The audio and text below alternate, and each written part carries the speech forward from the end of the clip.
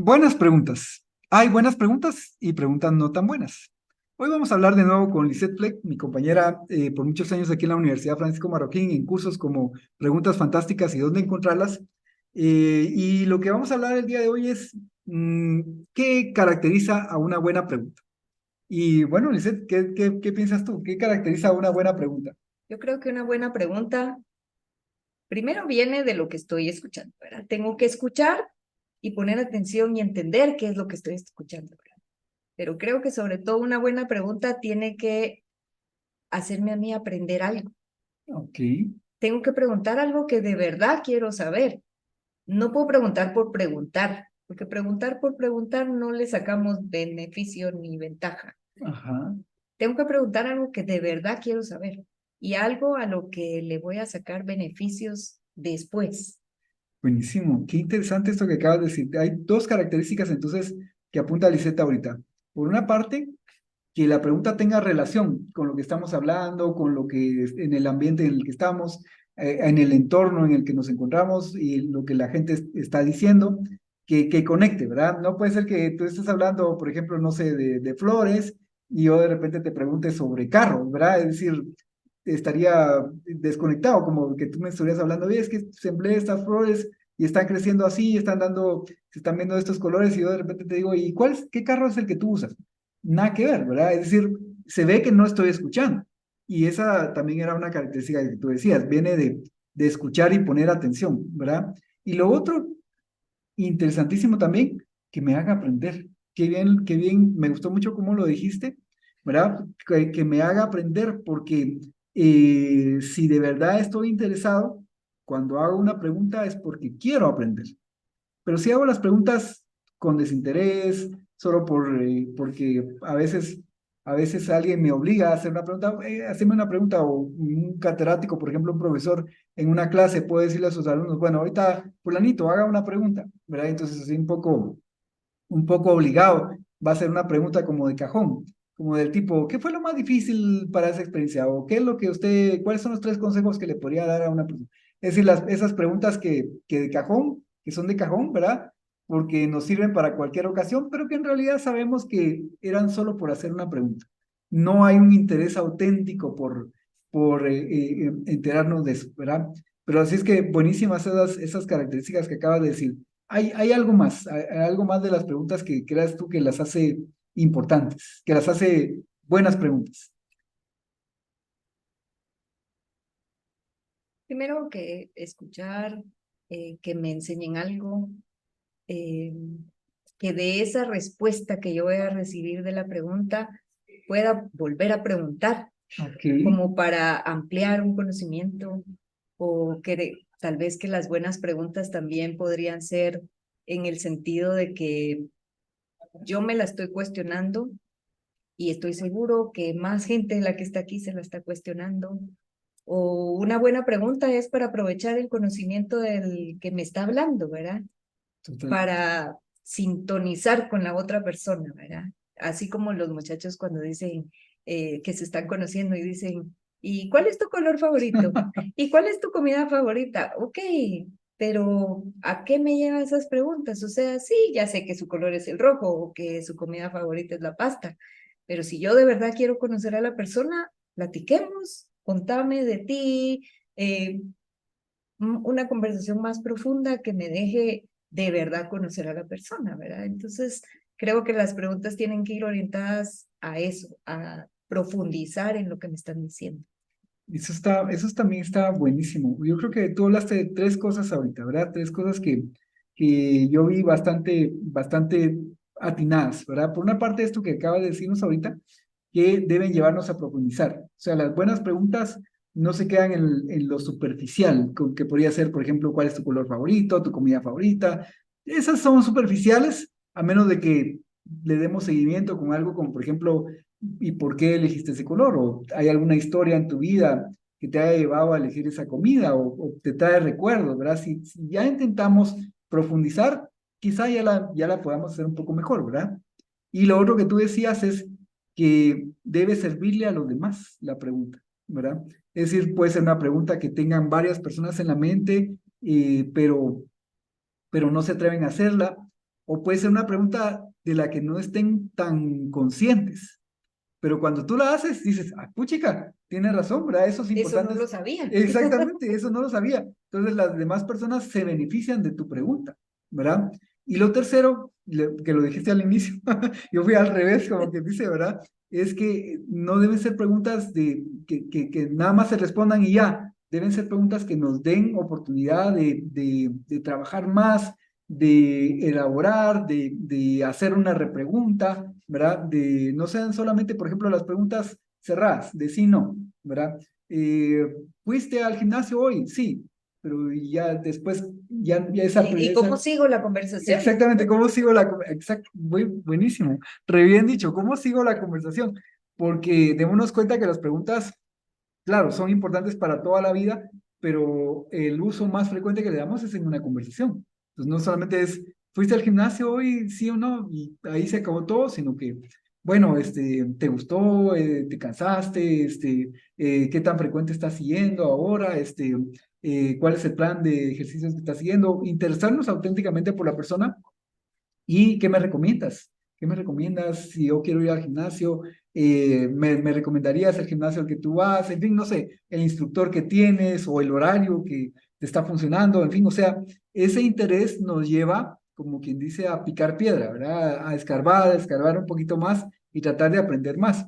Y si así es en una conversación con una persona, imagínense en la vida, ¿verdad? Yo quizá aprendo algo de algún tema, como por ejemplo, pues no sé, de política, puedo aprender un poquito de política y si me intereso, aprendo un poco más. Y si me intereso, aprendo un poco más. Y después empiezo a aprender tal vez de historia, tal vez de política comparada, cómo funciona la política en un país, cómo funciona en otro. Y entonces voy ahondando, profundizando y ampliando mi conocimiento, todo por nuevas preguntas, ¿verdad? Y también eso de que voy ampliando mi conocimiento y todo eso me amplía mi espectro de conversación. Si yo converso con una persona de un tema y, yo fui a una conferencia y preguntaron tal cosa y me pareció interesante, también amplía mi espectro de qué puedo platicar con alguien más, ¿verdad? Y la otra es que cuando yo estoy conversando con alguien y el hecho de que me haga preguntas, de que se interese y de que de verdad esté escuchando lo que yo le estoy diciendo, para uno es así como que, ay, qué bueno, le parezco una persona interesante, de verdad le interesa conocer mi opinión, hace sentir a la otra persona apreciada y que se aprecia lo que le está diciendo y lo que le está contando, ¿verdad? Entonces, el hacer preguntas también es eso, es como una muestra de yo estoy atento a lo que tú me estás diciendo y por eso te estoy preguntando. Y me interesa saber tu opinión. Qué buenísimo, qué buenísimo. Ahorita dijiste dos cosas súper interesantes, ¿verdad? O sea, el hacer preguntas revela auténtico interés y debe hacer sentir bien a la otra persona. Debe hacer sentir bien a la otra persona porque obviamente las cosas que le preguntamos a la otra persona con la que estamos conversando revelan nuestro interés y por eso es que me recordó de una cosa, ¿verdad? Que hay preguntas que son, podríamos decir, un poquito incómodas, ¿verdad? Por llamarla de una forma, podrían ser preguntas incriminatorias, ¿verdad? Como por ejemplo, otra vez dejaste sin hacer tal y tal cosa, ¿verdad? Es decir, ahí estamos acusando a la persona de algo con nuestra pregunta, ¿verdad? ¿Y fuiste al gimnasio hoy? No. Ah, ¿verdad que sigue siendo Aragán? Entonces, digamos como que esas preguntas no son para una buena conversación porque no están logrando lo que tú decías, no están logrando hacer sentir bien a la persona, interesarnos auténticamente por la persona, sino que lo que están haciendo es poniéndola en mal, ¿verdad? Entonces, esa sería una mala pregunta. Esa sería una mala pregunta. Tal vez ese es el punto, ¿verdad? O sea, es importante hacer preguntas, sí, pero también es importante cómo hago la pregunta. Porque si yo hago una pregunta mal planteada, puedo incomodar a la otra persona o puedo no obtener la respuesta que yo quisiera obtener, en el sentido de que puede responderme algo que no corresponde a mi duda real, ¿verdad? Bueno, eso por una parte, lo conecto un poquito con lo que tú decías también de que las preguntas nos deben llevar a profundizar, ¿verdad? Entonces, cuando se hacen mal, pues obviamente no consiguen ese profundizar, ese conocer.